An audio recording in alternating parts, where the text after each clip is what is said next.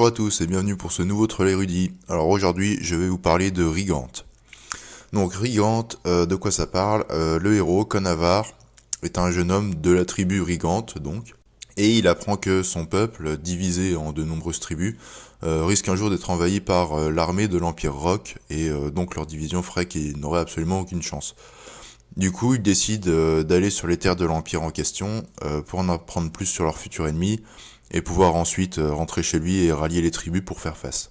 Donc la série est une tétralogie écrite par David Gemmell, et oui, encore lui, et c'est pas fini. Normalement il y a 4 tomes, mais en fait dans les éditions que j'ai là chez Braglon, c'est regroupé en fait en 2 tomes de 700-800 pages, donc c'est pas si long que ça en fait, hein, ça fait disons 2 bons livres quoi. Alors les noms des 4 tomes dans l'ordre normalement c'est l'épée de l'orage, le faucon de minuit, le cœur de corbeau et le cavalier de l'orage. Alors l'histoire, pour une fois d'abord, je vais parler d'histoire avant de l'univers, vous allez comprendre pourquoi. Donc en fait, contrairement à ce que le résumé de départ peut penser et à ce qu'on peut penser en lisant le premier bouquin, ce n'est pas un récit sur Conavar, mais sur les Rigantes vraiment, sur le peuple Rigante de manière générale. Et en fait, Conavar n'est qu'un des 4 héros qu'on voit au fur et à mesure des livres. En fait, il y a un héros différent par livre. Alors même si y en a qu'on retrouve dans les tomes suivants, dont on entend parler en tout cas. Donc Conavar notamment, c'est celui dont on parle dans les 4 bouquins. Il y a quand même un héros différent à chaque fois. Et notamment, entre les 2 premiers livres et les 2 derniers, il y a plusieurs siècles d'écart, carrément. Donc il y a une grosse ellipse temporelle entre les deux. Enfin, entre les 2 premiers et les 2 derniers.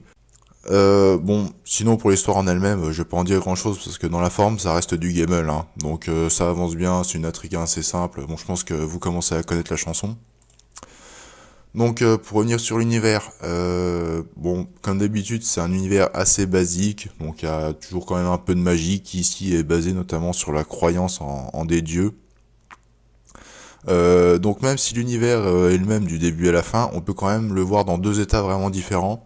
Parce que comme j'ai dit, il y a une grosse ellipse temporelle en plein milieu de la série.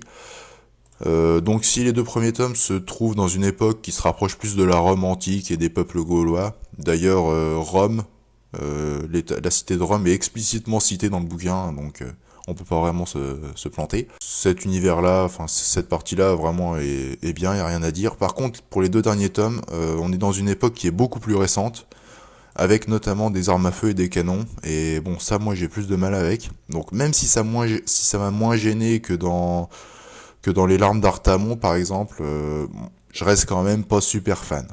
Bon, ça m'a pas empêché d'apprécier le bouquin, mais j'aurais bien aimé, j'aurais préféré m'en passer quoi. Pour les personnages, donc là il y a vraiment 4 personnages principaux différents, mais globalement c'est un peu tous les mêmes, hein. C'est des jeunes hommes courageux, qui se battent bien, qui sont rusés, qui ont une étoffe de chef, hein. Grosso modo, c'est presque un copier-coller à chaque fois, il y a le nom qui change, quoi. Bon, ils restent quand même assez attachants, hein, les uns les autres, et les personnages sont assez attachants aussi, hein, ils sont vraiment pas trop mal de ce côté-là. Ça s'en sort plutôt bien. Pour les points positifs, pour moi la première partie avec Conavar qui a été vraiment une très bonne surprise.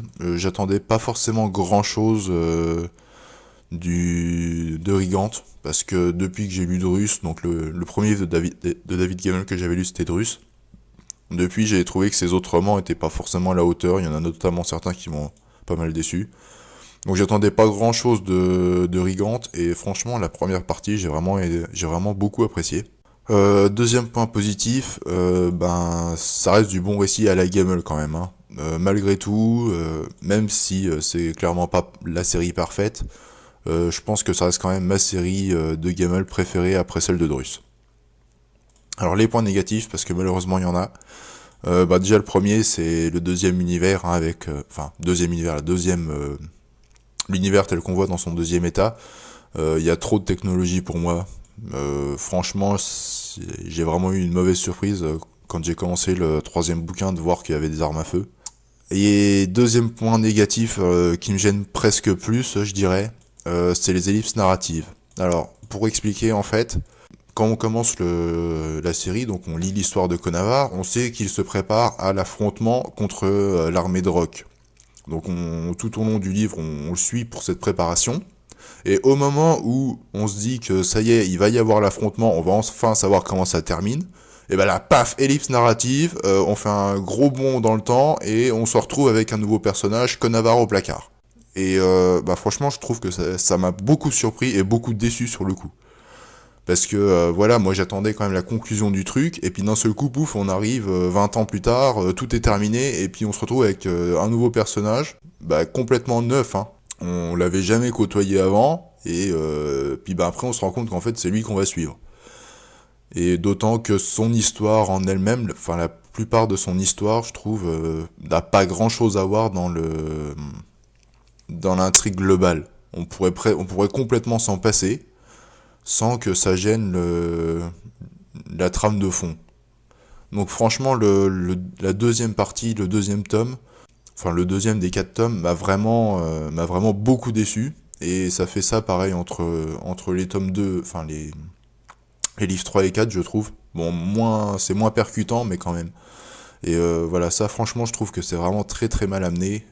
Et ça déçoit vraiment beaucoup. En conclusion, donc Rigante, c'est une bonne et une mauvaise surprise, malheureusement. Donc la partie avec Conavar est très bien. Hein, vraiment, le début, je le trouve vraiment super bien.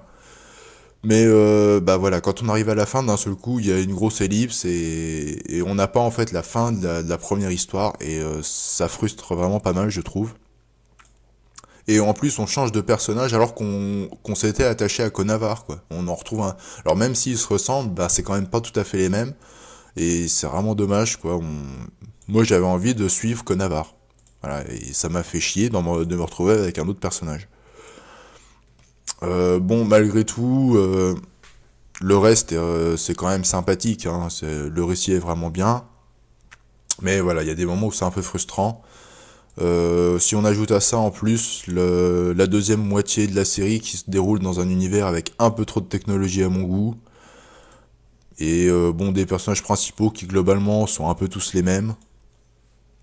Mais enfin bon, heureusement, les personnages restent quand même attachants, les personnages secondaires sont bien aussi, et ça reste un récit tout à fait agréable qu'on suit sans problème. Donc ça s'en sort pas si mal que ça. Mais voilà, il y a quand même des gros points noirs qui peuvent être assez gênants. Bon, ceci dit, si vous aimez David Gemmell, je pense que c'est vraiment une de ces bonnes séries que vous pouvez lire. Pour moi, ça reste la meilleure après Drus. Voilà, sur ce, je vous dis à la prochaine. Ciao!